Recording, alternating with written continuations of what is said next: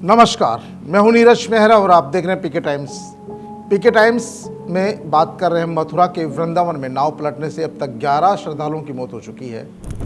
प्रशासन ने 2 दिन में 22 लोगों को रेस्क्यू किया है। अभी भी 4 लोग लापता है। आज शनिवार को सुबह सवेरे से ही रेस्क्यू ऑपरेशन चल रहा है। सेना सहित स्थानीय प्रशासन के करीब 250 लोग रेस्क्यू में जुटे हैं। सबसे खास बात है कि 14 किलोमीटर के दायरे में लापता लोगों की तलाश की जा रही है। इनमें 9 लोगों के शव पंजाब उनके परिजनों को सुपुर्द कर दिए गए हैं, जिनका रो रो कर बुरा हाल है, क्योंकि उनके परिवार में जिसके घर से कोई जाता है वहाँ पर कैसी हालत होती है आप अंदाजा लगा सकते हैं। पंजाब से वृंदावन दर्शनों के लिए गए करीब 37 लोग नाव में सवार थे, जिसका एक वीडियो सोशल मीडिया पर लगातार वायरल हो रहा है। वो हादसे से पहले का बताया जा रहा है और जिस तरह से खुशी खुशी वो राधे राधे का जाप कर रहे थे, आप देख सकते हैं उनके चेहरे पर कितना अच्छा भाव था, कितनी खुशी थी और वो राधे राधे का जाप कर रहे थे। ये नाव केसी घाट से करीब 50 फीट की दूर यमुना नदी के बीच में थी। उस वक्त हवा करीब 40 किलोमीटर प्रति घंटा रफ्तार से चल रही थी। तेज हवा के कारण नाव अचानक डगमगाने लगी। ऐसा लगा नाविक का नियंत्रण नाव से छूट गया है। नाव में सवार लोगों ने नाविक से कहा, पुल आने वाला है, नाव धीमी कीजिए, नाव को रोकिए। लेकिन नाविक ने सब अनसुना कर दिया। उसने एक नहीं सुनी, 2 बार भी नहीं सुनी और तीसरी बार जब पुल से नाव टकराई तो वो पलट गई, पानी में डूब गई। जैसे ही नाव पानी में टकराई, डूबी, तो राधे राधे का स्वर बचाओ बचाओ में बदल गया। लोगों का शोर सुनकर वहाँ आसपास दूसरे नाविक लोगों को बचाने के लिए पानी में कूद गए। वहाँ जो लोग थे जो तैरना जानते थे, उन लोगों ने कोशिश की और कुछ लोगों को बचाया भी गया। जो लोग तैरना जानते थे वो तैर कर किनारे तक पहुँच गए, लेकिन जो लोग तैरना नहीं जानते थे वो पानी में डूबते गए, तेज़ रफ्तार में पता नहीं कहाँ तक बह गए, जिन्हें रेस्क्यू टीम ने बचाया भी। यह हादसा बांके बिहारी मंदिर से करीब 2 किलोमीटर दूर हुआ। हादसे में माँ, बेटे, चाचा, चाची, बुआ, फूफा, एक ही परिवार के 7 लोगों की मौत हो गई। हादसे में आज तक 11 लोगों की मौत की पुष्टि प्रशासन ने की है। जिस जगह यह हादसा हुआ वहाँ 25 फीट गहरा पानी था। जांच में पता चला कि नाव की क्षमता 40 श्रद्धालुओं की थी, लेकिन किसी भी श्रद्धालु को नाविक ने लाइफ जैकेट नहीं दिया था। सबसे बड़ा सवाल यह है कि जो वहाँ पर नावें चलती है, जिस कंपनी या जिस सरकार के माध्यम से, जिस प्रशासन के माध्यम से संचालन होता है, क्या उनकी ड्यूटी नहीं है कि वहाँ हजारों लोग रोज दर्शनों के लिए आते हैं? क्या वहाँ जो चलने वाली नावें हैं या नाविक जो उनको चला रहे हैं, क्या वो सारे नियम कायदों का पालन कर रहे हैं? अब तक हादसे के बाद भी मुझे लगता नहीं है प्रशासन ने किसी तरह का एक्शन किया होगा। यदि वहाँ पर प्रशासन ने हादसे से सबक लेते हुए भी एक्शन किया होता तो अब तक बहुत सारे नाविक जेल में होते, क्योंकि वहाँ जो नाव चलाने वाले हैं लोग बाग ज़्यादातर नियम कायदों का पालन करते ही नहीं है, वो बेपरवाह है। और जो संस्था वहाँ पर प्रशासन जो नावों का संचालन करवाती है, उसने भी आज तक ध्यान नहीं दिया कि इतने लोग रोज़ यहाँ पर श्रद्धालु आते हैं, पर्यटक आते हैं और यहाँ जो नाव चलाने वाले हैं वो सेफ्टी जैकेट रखते ही नहीं है। कईयों की नावों की हालत भी जर्जर हो चुकी है, जो कभी भी हादसे को अंजाम दे सकती है, लेकिन उनकी जांच करने वाला कोई नहीं है, क्योंकि वो सब लोग एक दूसरे से मिले हुए हैं। और ये केवल इसी स्थल की बात नहीं कर रहा हूँ मैं, अन्य पर्यटन स्थलों में भी जहाँ पर इस तरह की सवारी होती है, नाव से होती है, पनडुब्बी से होती है, वहाँ पर भी लोग जो है नियम कायदों का पालन नहीं करते हैं। और जो प्रशासन इन नावों का संचालन करता है उसकी कोई रेस्पॉन्सिबिलिटी नहीं है। प्रशासन को, सरकार को सबसे पहले जो वो संस्था जिनके माध्यम से नावें संचालित हो रही थी उनके खिलाफ भी एक्शन लेना चाहिए था, जिससे वो सबक लेते।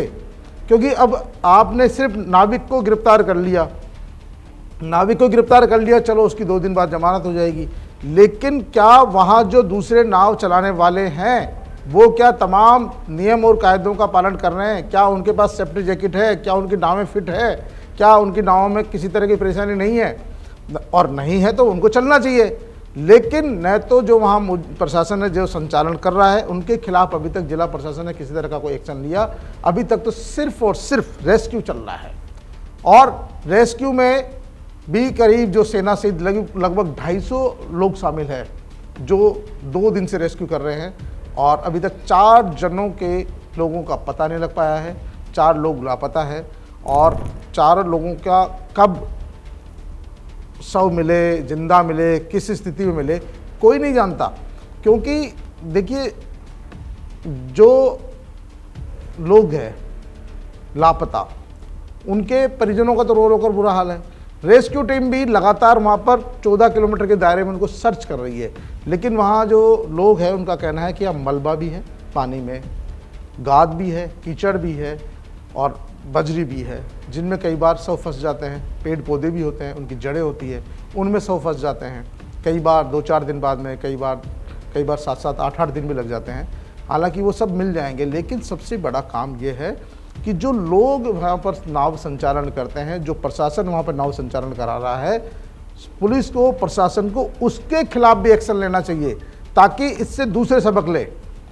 ये सभी लोग 9 अप्रैल को लुधियाना के जगराओं स्थित बांके बिहारी क्लब की ओर से 2 बसों में भरकर आए थे।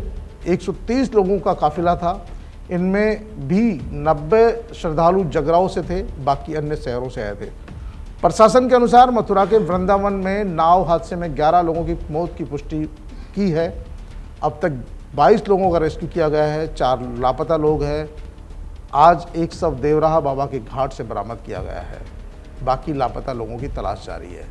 लेकिन प्रशासन ने ये नहीं बताया कि कितने लोगों के खिलाफ एक्शन किया गया। जो नाव संचालित कर रहे हैं, क्या उन पर भी किसी तरह की कार्रवाई की गई, क्या उन पर भी किसी तरह का एक्शन किया गया? क्योंकि जब तक एक्शन नहीं होगा उनके फ़र्क नहीं पड़ेगा। क्योंकि जिस नाव चालक को, जब लोगों ने नाव चल रही थी, लोग राधे राधे का भजन कर रहे थे, तब लोगों ने रोकने की कोशिश की कि भैया स्पीड धीरे कर ले, आगे पुल आने वाला है, लेकिन उसने सुनी नहीं। उसने कहा मेरे तो कई साल हो गए चलाते चलाते, क्या फ़र्क पड़ता है, रोज़ का काम है मेरा, सुबह से लेकर शाम तक आप जैसे पता नहीं कितने लोगों को बिठाता हूँ। और जब इस तरह की भावना लोगों में चल जाती है, घर कर जाती है ना, तब इस तरह के हादसे ज़रूर होते हैं। आप दूसरे पर्यटन स्तर भी देख लीजिए, दूसरे धार्मिक स्तर भी देख लीजिए, वहाँ पर भी इस तरह की कमियाँ नज़र आएगी आपको। तो मेरा सिर्फ आग्रह है प्रशासन से और सरकार से भी, जहाँ भी इस तरह के धार्मिक स्थल है, पर्यटक स्थल है, वहाँ पर इस तरह के हादसे भविष्य में नहीं हो। जो नाव चलाने वाले हैं वो उनके पास कम से कम सेफ्टी जैकेट अनिवार्य कर दी जाए। नाव की कंडीशन क्या है उसको, उस पर भी प्रशासन जो संचालन कर रहा है उसकी जिम्मेदारी हो, और नाविक के साथ साथ जो संचालन कर रहा है उनकी गिरफ्तारियां होनी चाहिए, ताकि भविष्य में वो प्रॉपर तरीके से ध्यान दें। क्योंकि वो सोचते हैं एक बार ठेका दिया और वो अपने राधे राधे करते हैं, और ठेका लेने वाले सोचते हैं हम तो मर्जी के मालिक है, हमारे कौन रोकने वाला। किराया अपनी मर्जी से लेंगे, किराया अपनी मर्जी से लेते हैं, और वसूली उनकी पूरी टीम होती है, उनका सबका बंदा होता है कि 50 लेने, 200 लेने, 100 लेने हैं, वो उनको कोई मतलब नहीं होता किसी से। तो वहाँ पर इस तरह की जो लूट भी मचती है उस पर भी हमको सोना चाहिए, और जो उनकी ख़राब नाव होती है उनको भी बाहर भी होनी चाहिए, और जो उन पर जो सेफ्टी जैकेट नहीं रखे उसको भी उनको बंद किया जाना चाहिए। और जब तक इस तरह के एक्शन प्रशासन नहीं करेगा तब तक इस तरह के हादसे होते रहेंगे। हादसे में दिवंगत होने वालों को हो सकता है यूपी सरकार भी कुछ आर्थिक मदद कर दे और पंजाब सरकार भी मदद कर दे, लेकिन इस तरह के हादसे में जो जाने वाले लोग हैं वो वापस नहीं लौट पाएंगे। सबसे बड़ी बात यह है कि इस तरह के जो भी पर्यटक स्थल है, धार्मिक स्थल है, जहाँ पर नाव चलती है या दूसरी साधन चलते हैं, वहाँ पर जिस भी संस्था की जिम्मेदारी है, कहीं पर नगर निगम इसको संचालित करता है, कहीं को जिला प्रशासन करते हैं, कई बार इनको कॉन्ट्रैक्ट पर ठेकेदारों को दे दिया जाता है, तो उन पर भी प्रशासन नकेल कसे और सुरक्षा के पुख्ता इंतजाम करे, भविष्य में इस तरह का कोई एक्सीडेंट नहीं हो। इसके लिए जो नावें चलती है उनकी समय समय पर जांच हो, जो सेफ्टी जैकेट पहने हुए हैं या नहीं है, या उनके पास, नाविकों के पास सेफ्टी जैकेट है भी या नहीं है, तो उनकी पुख्ता व्यवस्था की जाए, जिससे भविष्य में इस तरह के हादसों पर लगाम लग सके। तो पीके टाइम्स में फिलहाल इतना ही। कल फिर हाजिर होंगे किसी नई बात के साथ, किसी नई खबर के साथ। तब तक के लिए नमस्कार।